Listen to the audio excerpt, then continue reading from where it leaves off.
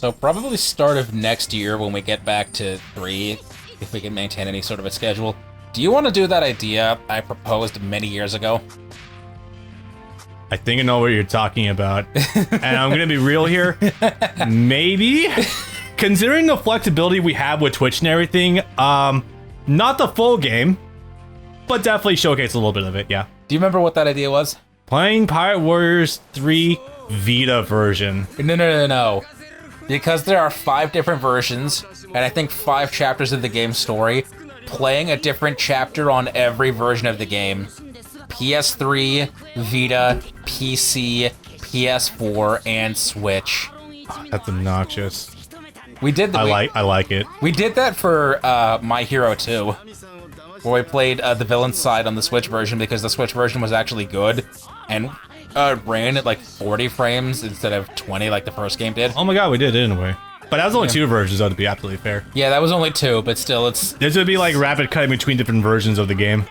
This is conceptually something we could do. Yeah. Conceptually. Assuming the Elgato holds out, hopefully. I'm... Okay, at the very least, I do want to show out the Vita version because that would be very funny. The Switch version, I am amenable to doing, but here, remember... The Switch version is 30, but it actually runs pretty well. Yeah. Okay, let me... Arlong Park. Arlong Park. So, I'm glad I'm getting this one. This is actually a pretty easy level, all things considered. Yeah, there's no actual platforming. This is just a stage. I would like to put it into perspective really fast about my perspective of Nami and how it's evolved over the years. So, all right, let me say this. I moved away from Boston to Arizona around in late summer 2006. I was watching One Piece on Toonami at the time, and where I left off literally was after Nami betrayed the Straw Hats to go back to Arlong Park to get the treasures to them. I maybe caught like 2 episodes after Zoro was also brought along as a captive. So my opinion of Nami was low colored out the gate because that's all I knew about her at the beginning. Having gone through this game and the anime multiple times, she might. I still like Robin way more in part 1 because that design though, and also the character, but like she's easily become one of my favorite characters overall in the entire show. Like genuinely, whenever she's in there, she's usually one of the best characters on the screen. It's absolutely fucking insane. And I am interested how the live action is going to be handling Arlong Park. We saw a little bit of it, and it looks like it's gonna be kind of interesting. So, do you remember... You wouldn't have started the time. Like a decade ago, between one of the multiple dub breaks that took 2 years, one of the things they did was they made character introduction trailers to each of the Straw Hats. And it was like, from scenes up to the first 200 episodes, and the narrator going over like their quirks and their backstory and what makes them tick. And the one for Nami was so well put together that I saved it my favorites for several years. But also, it's good enough as an introduction point that I think it could actually get people crying just from that 3 minutes overview of Nami's character. Was it those One Piece 101 videos that Funimation was putting it back in the day? Yes. I think, yeah, I know what you're talking about. I don't think I saw the character ones. I think I saw more general ones, but yeah. Did you realize about the length of the live action episodes? All these Blue Zorbo episodes long? The One Piece live action so far is slated for 8 episodes. 8 hour-long episodes. You can reasonably do an amount of stuff there.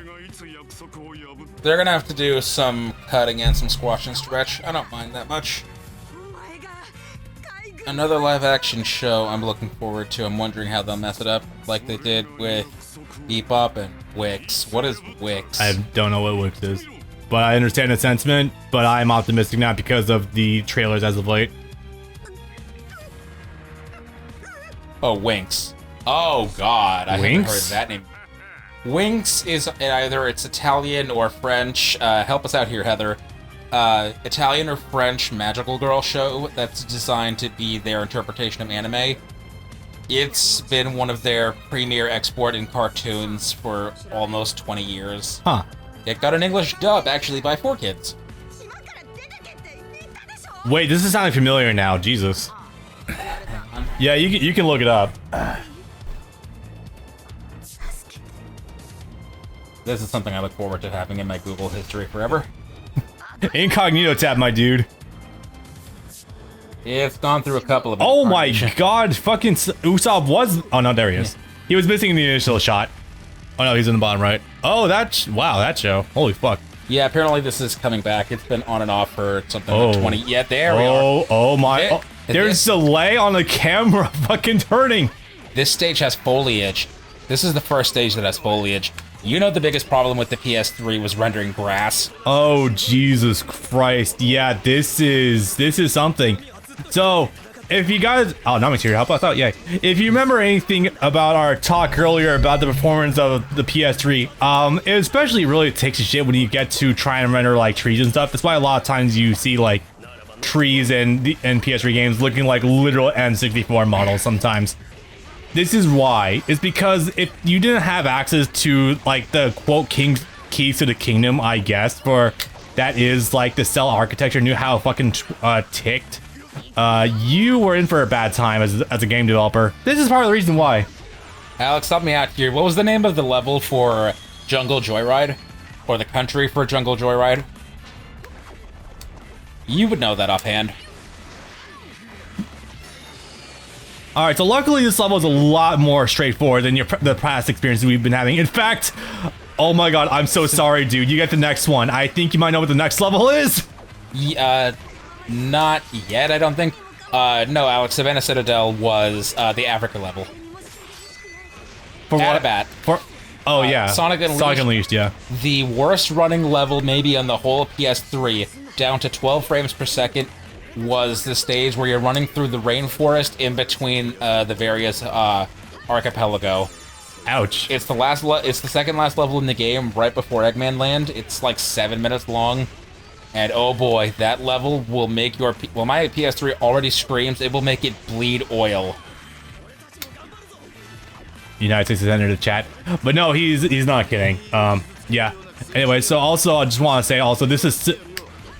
Gritty reboot? Who's talking about a gritty reboot? Who? Did I miss something, guys? Something happening, chat? Eggman Land is I think Eggman Land's pretty funny, honestly.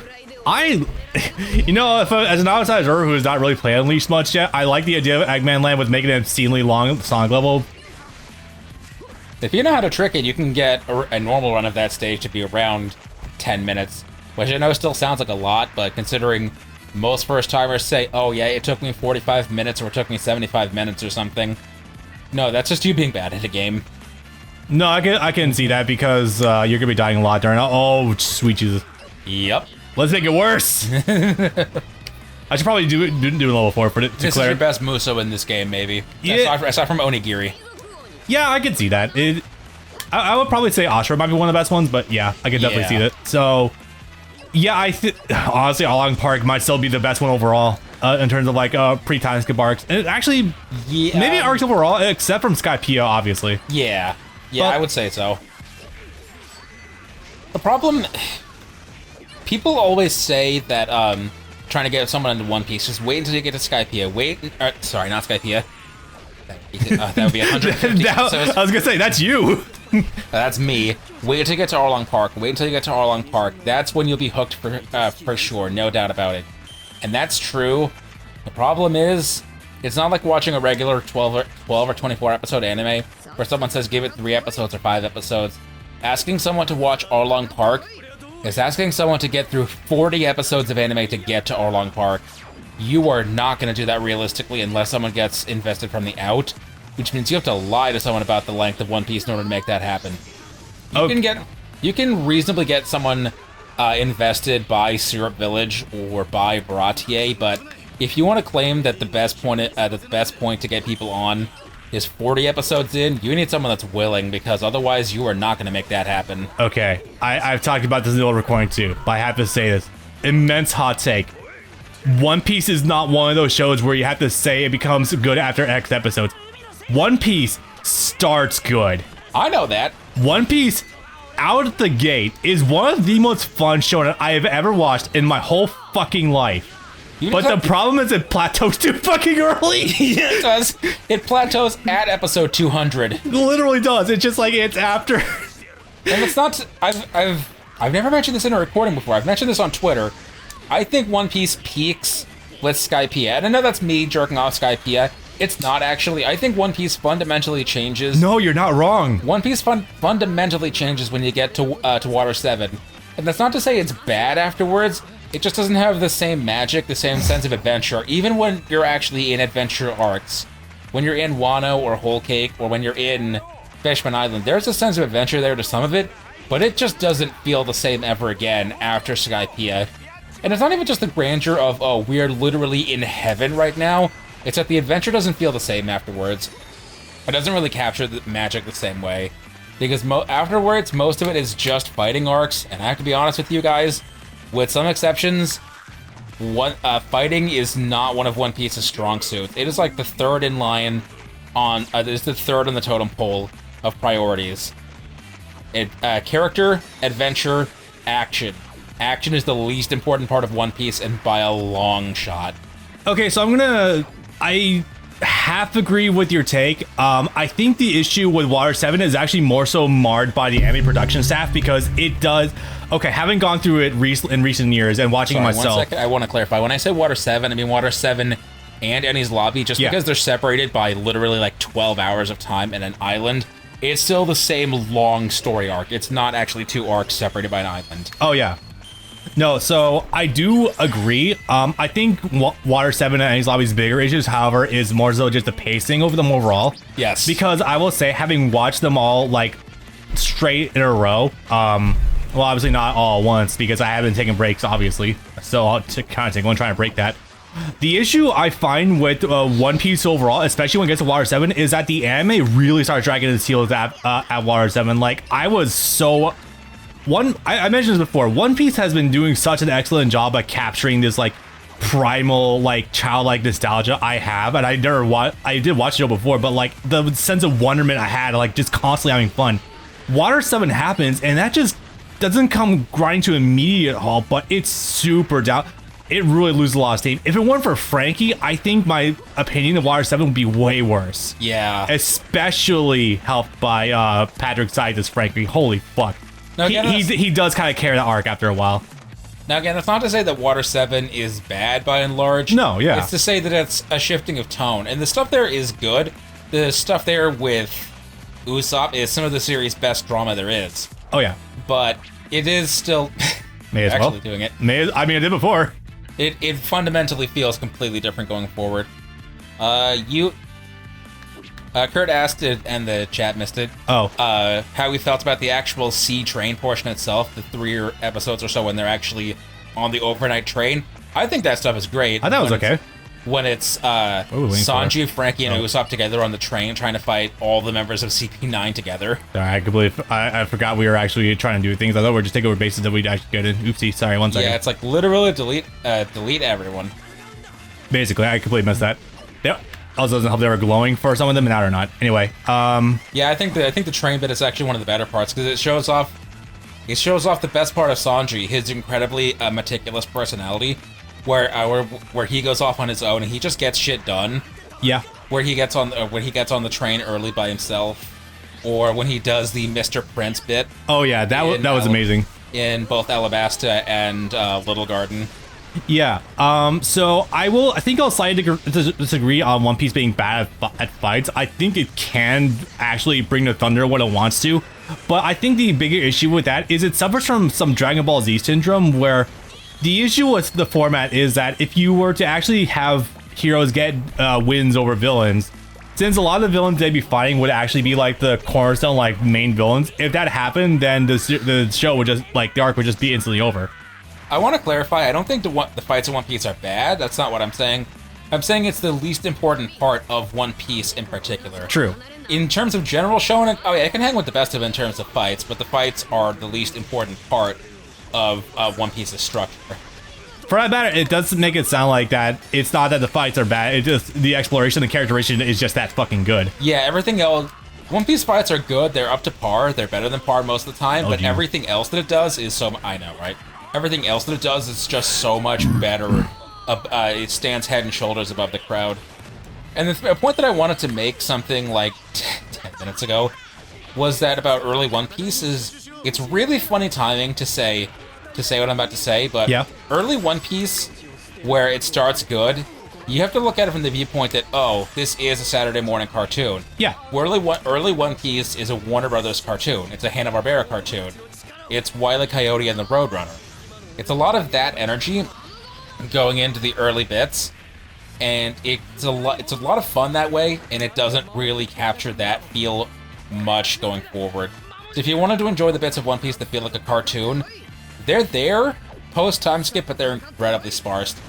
To a point that Alex made earlier, and about what you said about anime production, you could do that. That's on the trigger this time. They moved that in later games to be on the D-pad. It's actually up and down on the D-pad for this. Oh.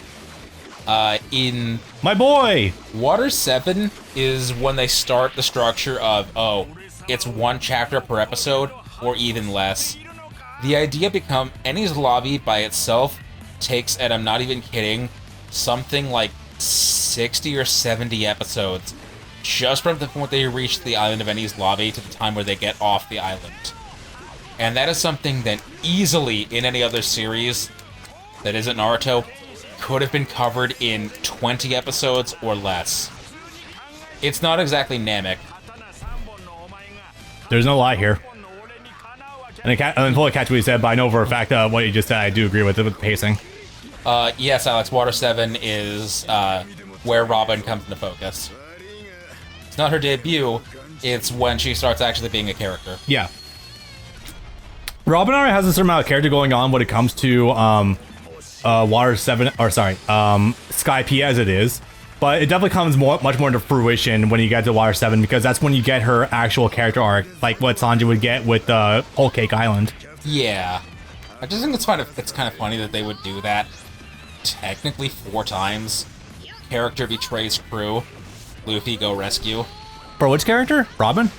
Oh no, the different characters overall, yeah. Nami, Robin, Usopp, and Sanji. It's stupid, but I equate it almost to like the character loyalty missions from Mass Effect, where you actually do like a quest involving them directly, and then afterwards you get like them fully loyal to your cause. I kind of view it like that, like we're going through their arc basically. Someone got that for Zoro, yeah, that'd be interesting. We can tie it back in. We can make it the crew missions from Pirate Warriors 2, where you have to do something that makes them become your best friend. Yeah, you're not wrong, actually. They have one of those for every single character. I wonder Frankie arc? Me too, man, me too. I feel like Frankie has been so slept on when it comes to the time skip. Him, Chopper, Robin until recently. Robin got her moment again. Yeah. Her moment to... Robin's arc, I think, is actually finally complete now, because it starts with her feeling alone, drifting from organization to organization, and starting with being abused as a child by her aunt and uncle, to making people that will be friendly to her in the Straw Hat crew. Yeah. To becoming their friends after Enies Lobby. To saying that she can rely on them in Zoe. Yep. To that being reciprocated to those friends actually coming back to rely on her. I'm gonna be honest, man. Sanji saying, "Help me, I need you to do something that I can't," that actually got me teared up. Oh, when it comes to Robin, yeah. No, I feel that, man. Sanji actually begging for her help. Also a great loophole. I can't fight women, but I know it's someone else who will do that for me. It's sort of funny too, because he did that before with Khalifa. With Nami. Yeah. But yeah, her saying that empowers me. So I think probably Robin's arc, I think, actually is complete now. I don't think they're going to go back to that well again. Probably not. Not involving anything, involving poneglyphs or anything, yeah. And honestly, that's fine. I think they've capped it probably as good as they can, and as much as they need to. Yeah. I still love, by the way, the fact that Arlong is just voiced by Hercule in dubs. Yeah. It's so weird how that's coloring my image, but also, like, I sometimes forget just how much the voice actor for Hercule can actually, like, be intimidating when he wants to be. It's so good. I think I mentioned this during the very first recording, but I need to show you Assassination Classroom, because Chris Rager plays a villain in that, and he is also deeply terrifying as the principal in Assassination Classroom. Oh yeah, I've been saying on that for years now. That wouldn't be a bad watch at all. Yeah. And I guess now's a good point to mention it. We'll see him way later, but again, whether or not to remember it later. He is also now, since 2019, the voice of Blackbeard, because the original voice of Blackbeard passed away in 2019. And he does really good as Blackbeard, too. Yeah. I only recently truly noticed Arlong's huge shit. Dude, he is... This man is all chin and all fin. It's amazing. He is the sapphire chin. Grab the roof thing. Yeah. He wants you to get it closer. Looking for it. It wants you to get right up. There we go. Oh. You have to actually, like, hover over it for a good second. Yeah, this thing's panicking. It's a little touchy, yeah. He's on here? Nope. Going up more, I guess. Or not. He'll be up in a minute. Oh, I see. Yeah, he does the bit where he shoots projectiles from you. Or at you. Yeah. Did that fight that Arlong and Jinbei had, did Jinbei actually win that? Yes. Okay, I wouldn't imagine Arlong would have too much of a chance against him. Nope. Like, artificially suppressed bounties or no, yeah. Yeah. I think the general assumption is that even if his bounty wasn't suppressed, he probably would have... That is the joke, Alex. His bounty probably would have been around 40 or 60 million. Yeah. It still wouldn't have been the 80 million that Crocodile was. Which even with Crocodile's bounty being artificially reduced... Crocodile could probably have cleared like 150 mil, honestly. Yeah. Sorry, who did you say? Crocodile. Oh, yeah. Oh, like, if it weren't being suppressed by or frozen by the fact that he was a warlord, yeah. Oh, you don't know Crocodile's new bounty. No, I don't. Oh, this is gonna be funny. How? Oh, yeah, Mihawks is also in Frozen now, too. I gotta see that, too. Right, you don't know about Cross Guild. No, I don't. Oh, wait, no, that's the new bounty system that pirates have in place. I think probably because of Blackbeard, yeah? No, this is an invention of Buggy. Oh. Come on, Google, load for me. This is a great set piece in terms of the cutscene, though. Like, by the way, I would like to bring attention to the fact that still, yes, even though we have a sort of playable version of him here with the boss, he still has not been playable after 4 games. I know, right? Wild. So this is Cross Guild. Oh, is that what that is? Yes, it's with Buggy as the figurehead, which they really were not happy about that. Buggy being one of the new 4 emperors. Yep. With his bounty of 3 billion. That's fucking insane.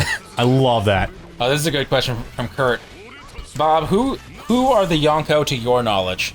The emperors. Okay, that's a great question. Okay. So I'm gonna begin with the 4 originals. Obviously the 4 originals being Shanks, Whitebeard, Kaido, and Big Mom. Obviously then we lost Whitebeard, so then Blackbeard came in to fill in the spot of Emperor. And the 5th Emperor was Luffy. Whether or not that was actually fully realized, I'm not entirely sure. I'm gonna assume that was, though. Yep. The new ones after that, because after the defeat of Kaido, I want to say were actually Law and was it? What's his name? I don't remember his name. I don't remember his name because I just don't care that much. Red hair dude, Metal. Kid. Yeah, wasn't it Law and Kid that both became emperors? Yes, and honestly, how apropos for you to forget about fucking such a useless jobber. Yeah, I know, especially in... Okay, but absolutely fair. I would not like anyone's chance against Shanks, honestly. Look. Shanks against Kizaru, that's not happening, buddy. Especially not even during Film Red. Now, also, I guess I should make mention of the fact that, yeah, I believe also that Buggy is now an Emperor, Warlord too. Sorry, Emperor. No, Emperor. Still holding 60. Anyway, no, that boss fight still fucked with the cutscene. Crocodile's current bounty. Are you ready? Okay, go for it. 1,965,000,000. When the fuck did it get that high? Oh my god. After it got unfrozen. And with being a member of the him being a member of the Cross Guild Alliance. Okay. Mihawk's bounty 3,590,000,000. 3 billion. Oh, okay. All right.